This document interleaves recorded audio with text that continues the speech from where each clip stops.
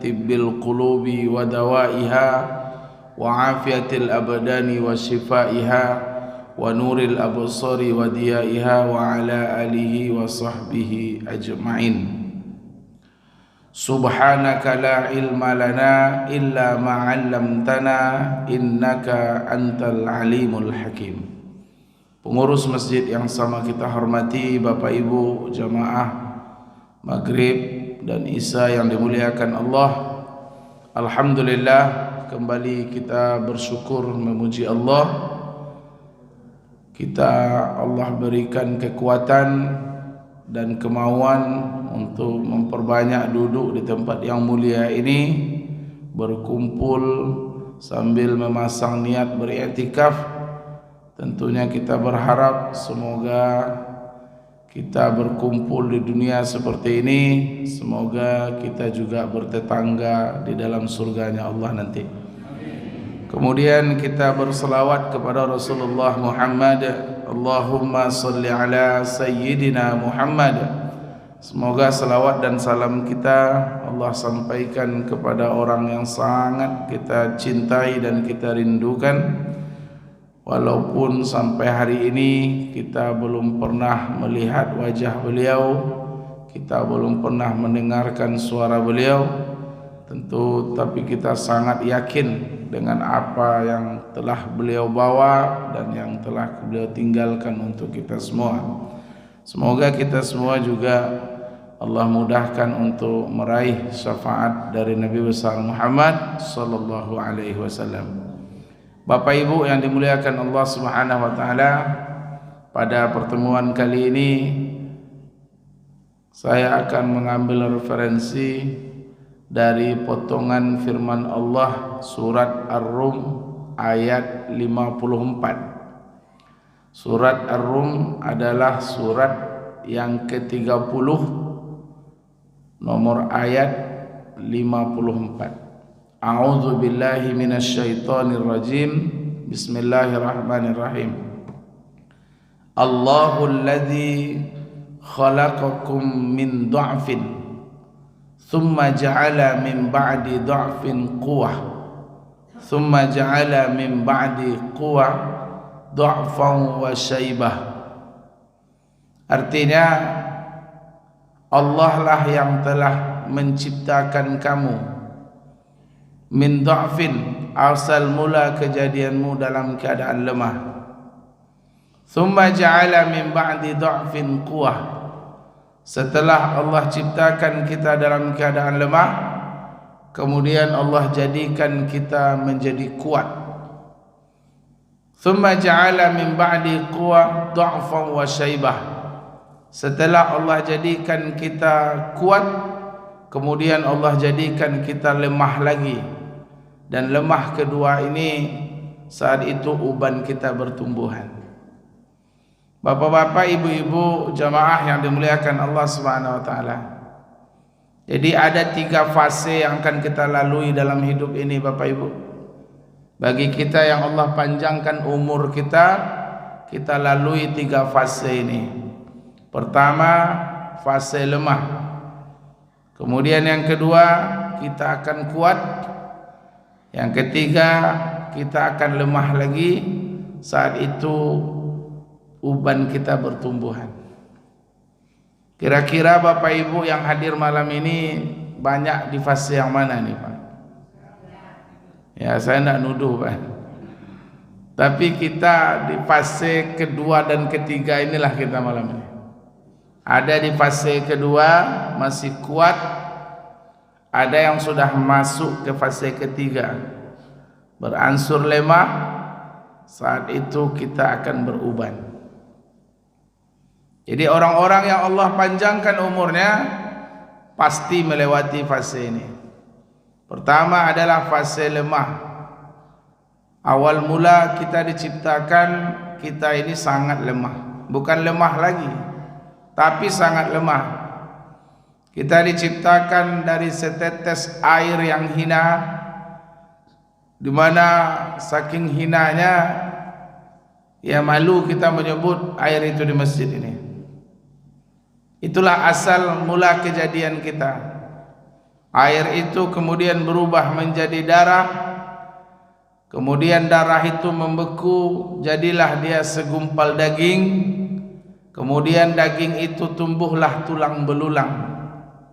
Dan di saat itu Allah berilah kita nikmat. Pertama Allah beri kita nikmat adalah pendengaran. Wa ja'ala lakumus sam'a wal absara wal af'idah qalilan ma tashkurun. Ini dalam surat Sajadah. Pertama sekali Allah beri kita nikmat mendengar. Jadi mendengar itu lebih dulu daripada melihat. Kalau kita melihat setelah kita lahir, sekian bulan umur kita barulah bisa melihat. Tapi kalau mendengar, sejak dalam kandungan kita sudah mulai mendengar. Maka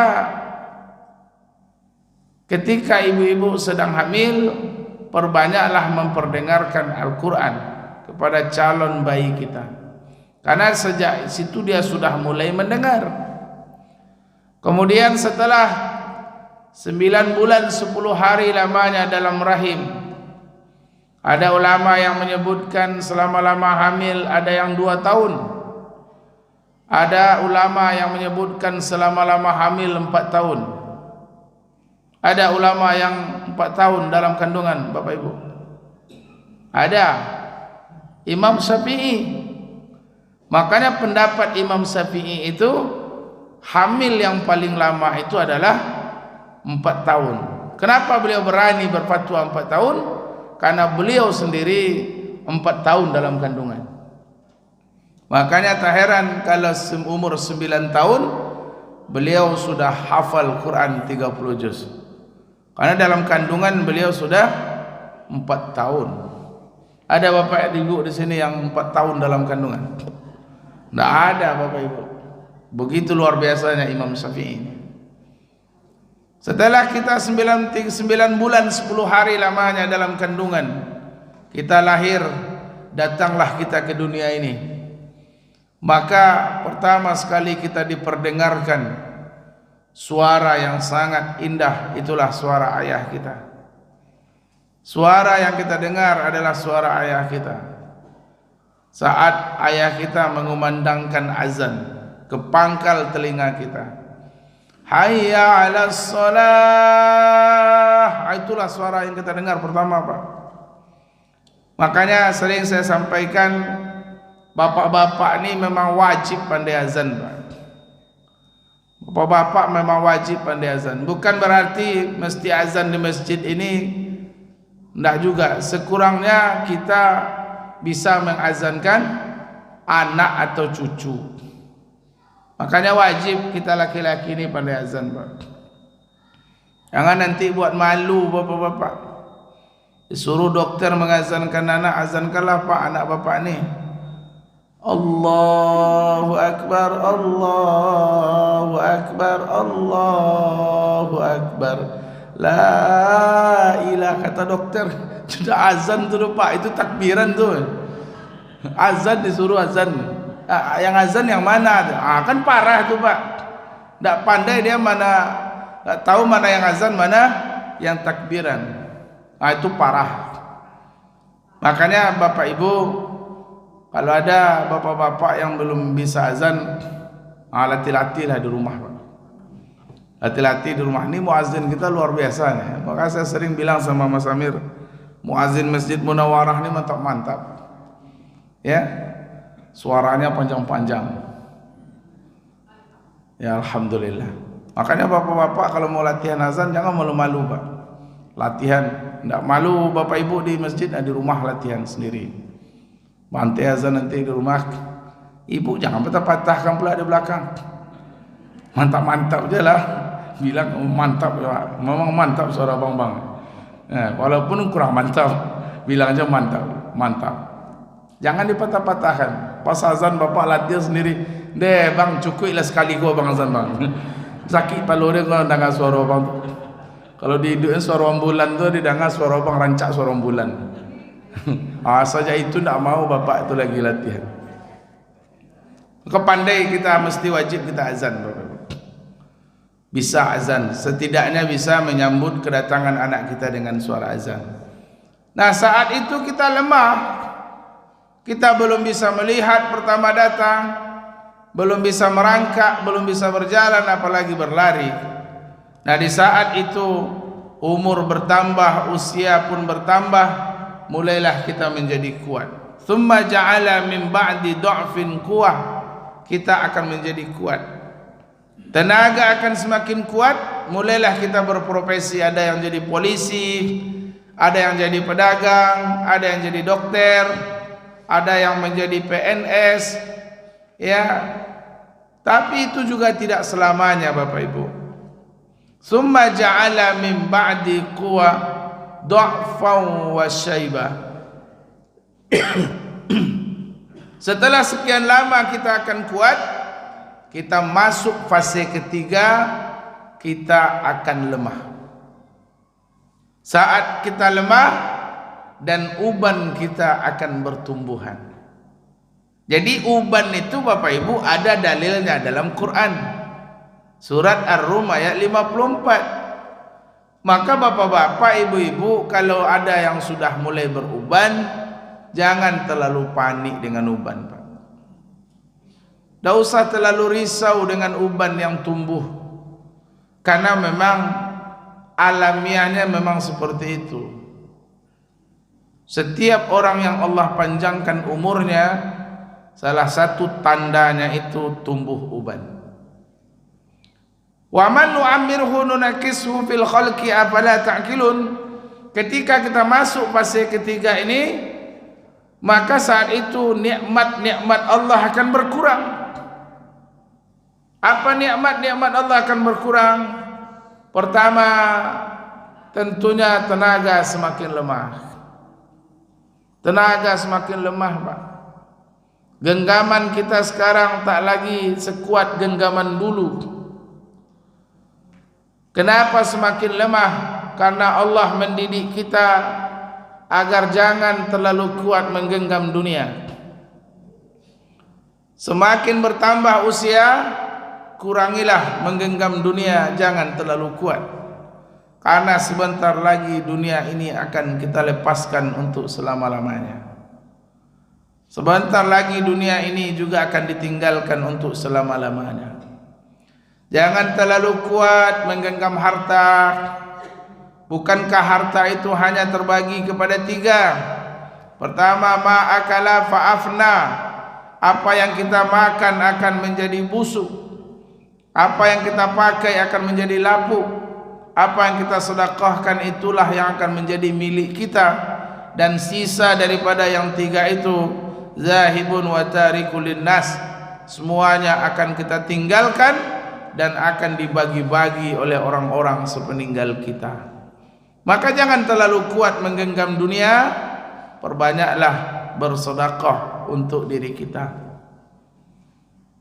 Bukankah Nabi menyebutkan al-mar'u fi zilli sedekatihi? Setiap orang nanti akan berlindung di bawah sedekahnya. Setiap orang nanti akan bernaung di bawah sedekahnya. Semakin banyak sedekahnya, semakin kuat tempat dia berlindung dan bernaung nanti di akhirat. Jangan terlalu kuat menggenggam jabatan, karena jabatan itu juga akan kita lepaskan. Bagi kita yang hari ini sudah menjabat, jangan mati-matian membela jabatan dengan cara menghalalkan segala cara.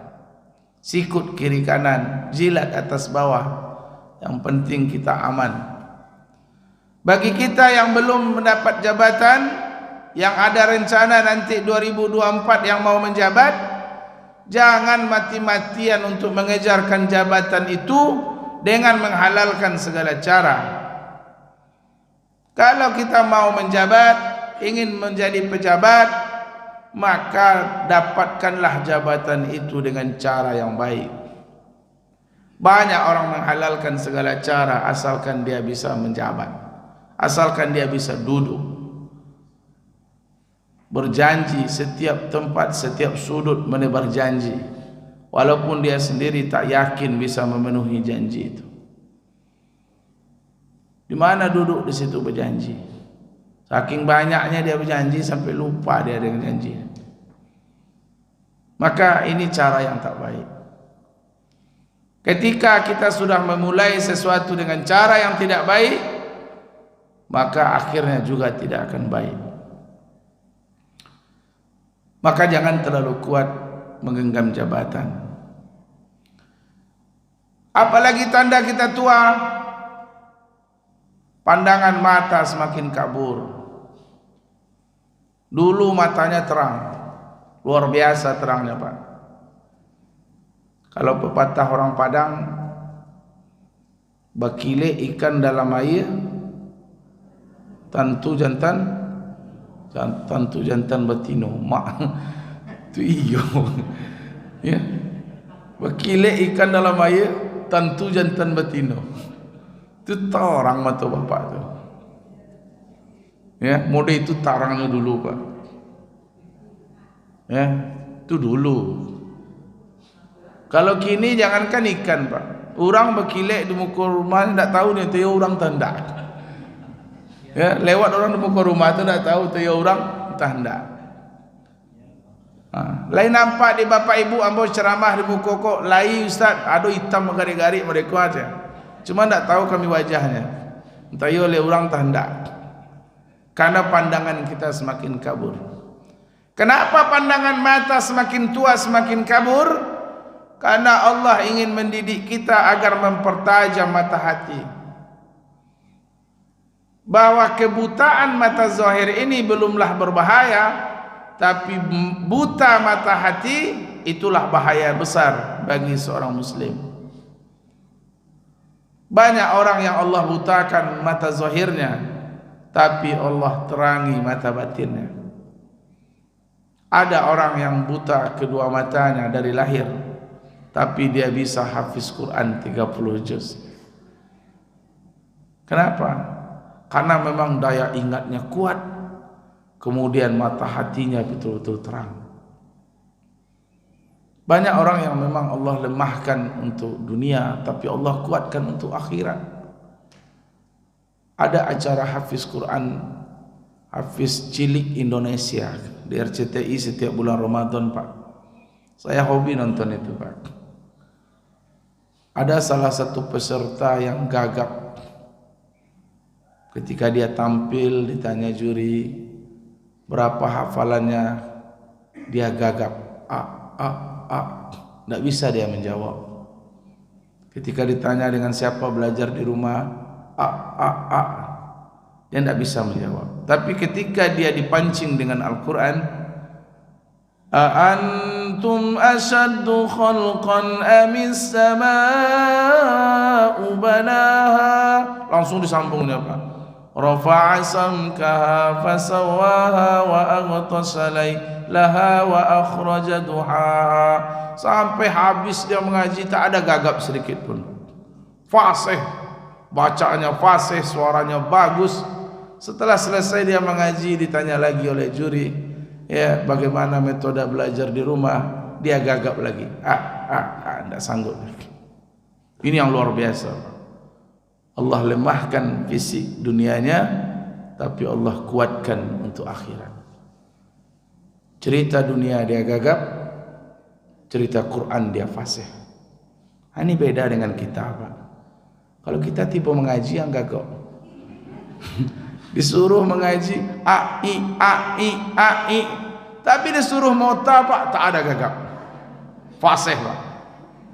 Sampai berserak-serak abu rokoknya di mota Pak. Tak sempat lagi mengginikan ke asbak itu, berserak-serak. Tiba motanya, apapun nota dia yang paling pakar. Tiba mota berburu, dia yang paling mantap anjing buruannya.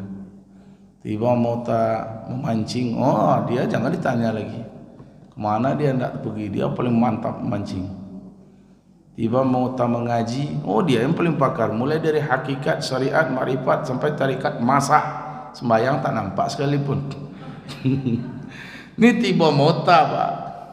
Tiba cerita politik, apalagi belum putus sidang di Jakarta dia udah putus ini. Udah tahu dia siapa presiden nanti 2024. tapi disuruh mengaji, keluar gagapnya. Gagap. Nah, inilah orang yang Allah lemahkan untuk akhirat, tapi Allah kuatkan untuk dunia. Ini yang bahaya, Bapak Ibu. Senam sanggup dia, Car Free Day. Senam lompat-lompat pun sanggup. 1, 2, 3. Bapak tu di belakang yang penuntun senam tu pula berdirinya. Tapi pas baru ke masjid, solatnya duduk. Ini yang aneh. Kenapa Bapak duduk, Pak? Itu loh Ustaz, sakit pinggangnya Ustaz. Kemarin senam nampak saya Bapak. Kalau senam tak apa-apa dah Ustaz. Gitu. Kan aneh Pak ya. Senam tak apa-apa dia Pak. Cuman tiba di solat ni dia agak lemah dia. Saya solat tu yang enggak sanggup saya Ustaz. Kalau senam bisa lah. Ini bahaya ini Pak. Ketika untuk dunia Allah beri kita kekuatan, tiba untuk akhirat kita lemah. Ini bahaya. Untuk dunia dia dermawan, sangat dermawan. Dia tidak berhitung kalau untuk dunia ini. Ya, tidak berhitung dia. Tiba musim bunga, bunganya mahal, 1 juta selembar daun.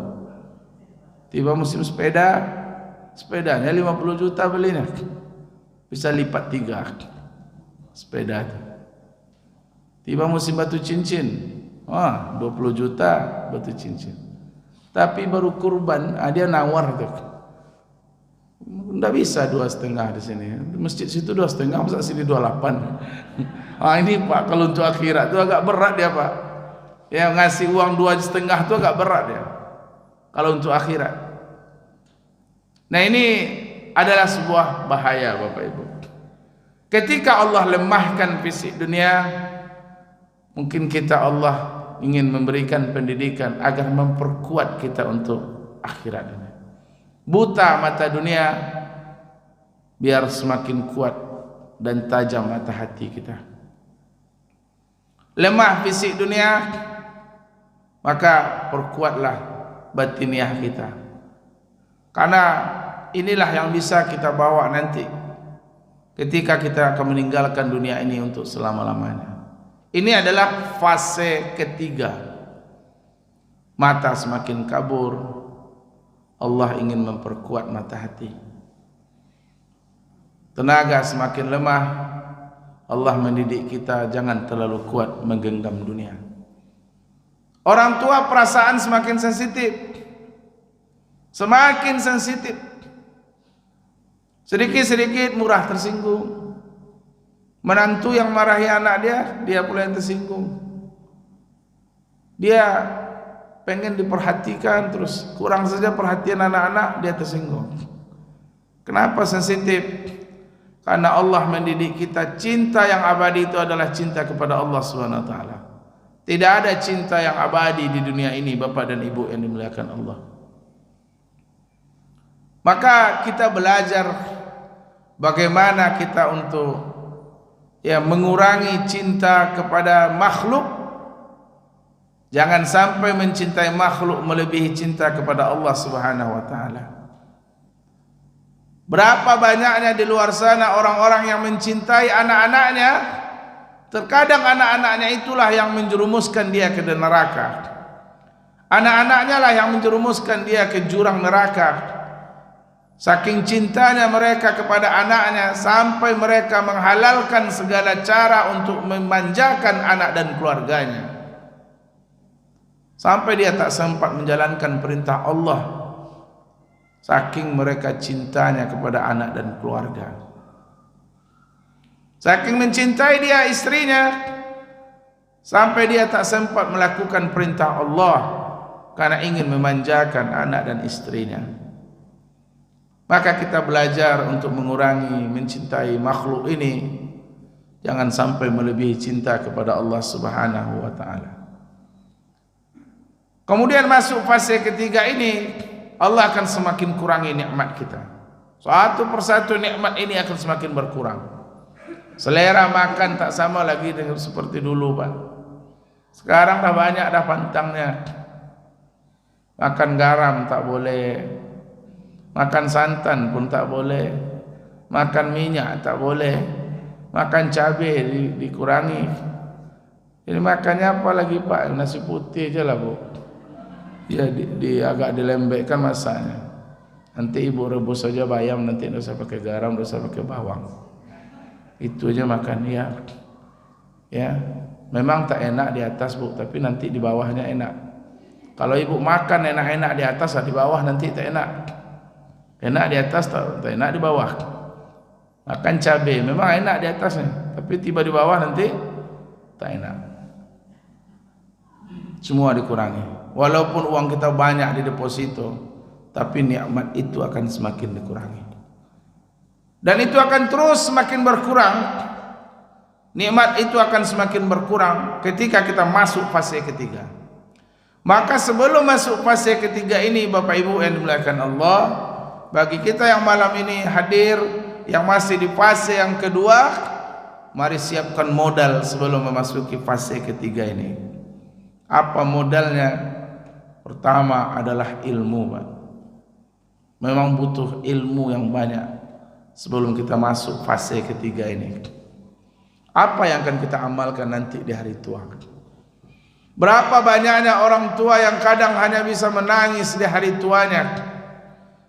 Ustaz, tanya satu Ustaz, apa itu Pak? Saya pengen mengaji Ustaz, tapi mata tak nampak lagi, macam mana caranya? Kalau begitu Bapak baca ajalah ayat yang Bapak hafal. Ayat yang hafal itu tidak ada Ustaz. Tidak ada, saya hafal ayat, macam mana caranya Ustaz? Oh, kalau begitu kemana Pak ya? Bapak banyak ajalah selawat dan zikir Pak. Aduh, zikir itu saya tidak pandai Ustaz. Tidak pandai pula Pak zikir. Dulu ada di masjid-masjid orang zikir, sekarang tidak ada, jadi lupa saya Ustaz. Nah, kalau begitu banyaklah solat sunat lagi Pak. Solat sunat pula ya Ustaz ya. Saya solat 5 tu jangan pandai Ustaz. Solat sunat tak ada saya yang pandai satu. Oh tak pula bisa, tak pula ada Ustaz. Kalau gitu dengar ajalah ceramah Pak di masjid. Untuk ke masjid itu saya tak bisa Ustaz. Pinggangnya sakit. Kalau gitu dengar ajalah ceramah di rumah Pak. Tak dengar saya di rumah Ustaz. Sedangkan ke masjid aja saya tak dengar, telinganya pokaknya. Jadi mengapa Bapak lagi Pak? Tunggu ajalah Pak. Duduk ajalah di kursi menunggu-nunggu waktu. Bingung apa yang akan diamalkan. Ketika dia terbaring di rumah sakit, tak ada anak, tak ada keluarga. Di saat itu ia terdengar suara azan dari kejauhan, hayya 'alas shalah. Dengar dia dan dia tahu waktu maghrib masuk. Dia tahu waktu subuh datang. Tapi dia bingung bagaimana cara solatnya. Inilah detik-detik terakhir. Di hari tua dia hanya bisa menangis, menyesali diri, tak tahu apa yang akan diamalkan. Ini akibat karena tidak ada modal ilmu. Man sabba 'ala sayf sakha 'alaih. Siapa yang membiasakan sesuatu di masa mudanya, itulah gambaran hari tuanya. Maka kita perbanyak ilmu, modal untuk masuki hari tua. Memasuki hari tua tak cukup dengan harta saja. Berinvestasi untuk hari tua, tanam modal untuk hari tua, tapi tidak ada ilmu menghadapi hari tua, maka betapa banyaknya orang-orang tua, semakin tua mereka semakin lalai mereka dengan dunia ini. Inilah salah satu golongan yang dibenci oleh Allah Subhanahu wa taala. Kata Imam An-Nawawi dalam kitab Nasaihul Ibad yang dulu pernah kita baca di sini, ada 4 golongan yang dibenci Allah dan Allah membenci di atas, lebih benci di atas darinya. Pertama, Allah benci kepada orang yang malas beramal. Siapapun yang malas beramal, Allah benci. Tapi Allah lebih benci lagi kepada orang alim yang malas beramal. Orang alim malas beramal. Dia ustaz, dia menyampaikan, berkhutbah, tapi dia tidak pernah mengamalkan. Allah lebih benci kepada mereka. Dia tidak mengamalkan, bukan belum mengamalkan. Tidak mengamalkan dengan belum mengamalkan beda. Ada ustaz ceramah, bapak-bapak, ibu-ibu, beginilah caranya membina keluarga sakinah, mawaddah, warahmah dan mendidik anak-anak dan keturunan. Ustaznya belum berbini lagi. Itu belum mengamalkan namanya. Bukan tidak mengamalkan, boleh-boleh saja. Ya. Tapi yang tidak mengamalkan itu, dia menyampaikan bagaimana ancaman bagi orang-orang yang salatnya di rumah, kemudian dia mendengar suara azan dan dia tidak penuhi panggilan Allah. Dia sampaikan tapi dia tidak mengamalkan.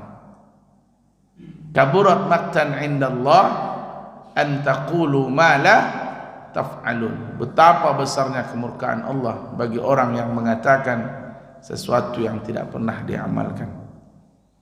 Yang kedua, Allah benci kepada orang yang berbuat dosa. Siapa saja yang berbuat dosa Allah benci. Tapi Allah lebih benci lagi kepada orang tua yang suka berbuat dosa. Semakin tua dia semakin hobi berbuat dosa, Allah lebih membenci mereka. Maka apabila ada anak muda yang berbuat dosa, maka itu Allah masih benci. Tapi kalau ada orang tua semakin tua semakin bergelimang dengan dosa dan maksiat, Allah lebih membenci mereka. Di mana seharusnya di masa tua itu dia perbanyak untuk muhasabah. Dia perbanyak persiapkan dirinya untuk melanjutkan perjalanan berikutnya yang mungkin tak lama lagi akan menjemputnya. Tapi dia sibuk bergelimang dosa dan maksiat. Umur bertambah tapi judi tidak mau ditinggalkan. Masih hobi nyambung ayam juga Pak. Umur sudah tua, masih hobi juga masang nomor, masih tak bisa membedakan mana yang masjid, mana yang warung, main kowa sampai pagi, ya, berjudi. Ini adalah Allah benci kepada mereka. Yang ketiga, Allah benci kepada orang yang tidak punya malu. Al-imanu wal haya qurina jami'a iza rufi'a ahaduhuma rufi'al akhar. Iman dan malu itu dua hal yang tidak bisa dipisahkan. Kalau hilang salah satunya, maka lenyaplah keduanya. Orang yang beriman pasti dia punya sifat pemalu. Orang yang mengaku dia beriman, dia mesti pemalu. Apabila sudah tanggal malu ini, idza lam tastahi fasna ma syi'ta. Kalau kalian sudah tak punya malu, maka buatlah semau hatimu. Tapi Allah lebih benci lagi kepada perempuan yang tidak pemalu. Pakaian yang paling indah bagi perempuan adalah sifat pemalu. Kalau ada perempuan yang tidak punya malu, maka hilanglah keindahan pada dirinya. Maka ibu-ibu, ya, semahal apapun pakaian perempuan, secantik apapun pakaiannya, tapi kalau sudah tak punya sifat pemalu, hilang keindahan perempuan itu. Makanya sering saya sampaikan, kalau ibu-ibu tu dah ikut pula dia manjat pinang, itu hilang cantiknya ibu tu. Ya, macam mana pula lah kita laki-laki ni melihat ibu-ibu manjat pinang, ya, sampai terseloroh pula celananya karena manjat pinang. Yang menonton bukan laki dia aja di bawah, laki dia dan laki orang. Karena berlebihan dalam merayakan 17 Agustusan.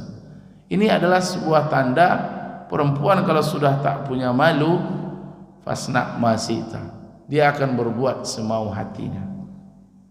Suami istri kalau sudah tak punya malu, di tengah pasar dia bertengkar, bercakap laki-laki, laki dengan bininya di tengah pasar, ya, sampai dia, ya, ibu kau sampai menyembah-nyembahkan rok karena bercakap, bunuhlah dan si kodah, bunuh dan. Itu adalah karena tidak ada malu. Ketika tanggal malu pada diri manusia, maka dia akan berbuat semau hatinya. Maka Allah benci kepada orang yang tak punya malu, dan Allah lebih benci kepada perempuan yang tak punya malu. Yang keempat, Allah benci kepada orang yang suka berkhianat. atau pembohong. Tapi Allah lebih benci lagi kepada pejabat ataupun penguasa yang suka berkhianat. Siapapun yang berdusta, kalau dia berdusta akan kembali efek kepada dirinya. Kepala rumah tangga apabila berdusta, dia efeknya ada untuk keluarganya. Tapi apabila ada pejabat penguasa yang suka berkhianat, maka efeknya akan kembali kepada orang banyak. Maka dari itu, menjadi pejabat ini ada dua konsekuensinya. Yang pertama, kalau dia amanah dalam menjabat, kalau dia menjadi pemimpin yang amanah dan jujur, maka dia akan mendapat naungan nanti di akhirat. Nanti akan terjadi hari kiamat, langit akan terbelah, bumi akan hancur, bahkan gunung-gunung bagaikan kapas ditiup angin. Saat itu tidak ada yang bisa menaungi kita, tapi ada 6 golongan manusia yang mendapat naungan dari Allah. Salah satunya adalah imamul adil, pemimpin atau penguasa yang adil dan amanah. Tapi sebaliknya, kalau dia zalim, apa kata Nabi? Salasatun la yukallimuhumullah yaumal qiyamah wa la yuzakkihim wa la yanzuru ilaihim wa lahum azabun alim. 3 golongan yang tidak akan diajak bicara oleh Allah pada hari kiamat. Mereka tidak akan disucikan dan Allah tidak akan memandang kepadanya. Salah satunya adalah malikul kazzab, seorang raja yang pendusta, seorang penguasa yang pembohong, seorang pejabat yang suka khianat. Maka dari itu Bapak Ibu, ini 2 konsekuensinya. Kalau rasa-rasanya kita tidak sanggup untuk menjadi pejabat yang amanah, maka itu pikir-pikir dululah untuk 2024 nanti. Jemaah Munawarah, kalau saya sarankan tidak usahlah maju, cukup kita jadi penonton je lah dulu. Tapi kalau ingin mengejar amalan supaya dapat naungan nanti di akhirat, maka cepatlah Bapak Ibu calonkan diri, biar saya nanti menjadi ujung tombaknya. Tapi dengan syarat amanah. Jangan hanya sibuk menebar janji di mana-mana, dia sendiri tak yakin bisa memenuhi janji itu. Ya, sudah dia janji dia lupa. Ya, mana janji Pak? Janji yang mana? Yang situ. Oh ada itu ya, saya janji itu Pak. Sampai lupa saking banyaknya janji-janji.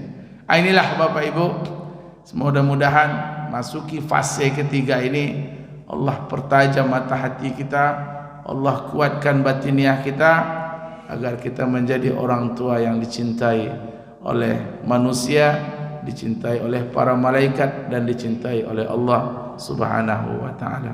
Subhanakallahumma wa bihamdika nashhadu an la ilaha illa anta nastaghfiruka wa natubu ilaik.